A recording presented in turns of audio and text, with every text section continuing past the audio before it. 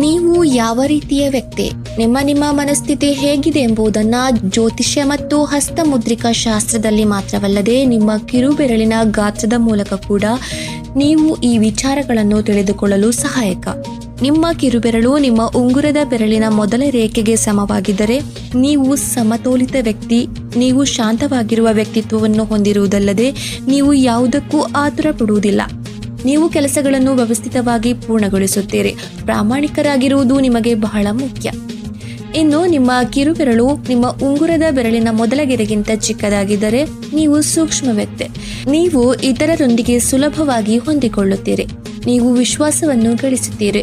ನಿಮ್ಮ ಮಾತನ್ನು ಉಳಿಸಿಕೊಳ್ಳಲು ನೀವು ಶ್ರಮಿಸುತ್ತೀರಿ. ಹಾಗೆ ತುಂಬಾ ನಿಷ್ಠಾವಂತರಾಗಿರುತ್ತೀರಿ. ನೀವು ಒಂಟಿಯಾಗಿರಲು ಬಯಸುವ ವ್ಯಕ್ತಿಯಾಗಿದ್ದು ನಿಮ್ಮ ಗುರಿಗಳನ್ನು ಸಾಧಿಸಲು ನೀವು ಸಮರ್ಪಿತರಾಗಿರುತ್ತೀರಿ. ಹಾಗೆ ಉದ್ದವಾದ ಕಿರುಬೆರಳು ಹೊಂದಿರುವವರು ನೀವು ಉತ್ತಮ ವಾಗ್ಮಿ ವ್ಯಕ್ತಿತ್ವವನ್ನು ಹೊಂದಿರುತ್ತೀರಿ. ಉತ್ತಮ ಸಂಭಾಷಣಾವಾದಿ ಆಗಿರುತ್ತೀರಿ. ನಿಮ್ಮ ಮಾತು ಇತರರನ್ನು ಸುಲಭವಾಗಿ ಆಕರ್ಷಿಸುತ್ತದೆ ಎಂಬ ಅರ್ಥವನ್ನು ತಿಳಿಸುತ್ತದೆ.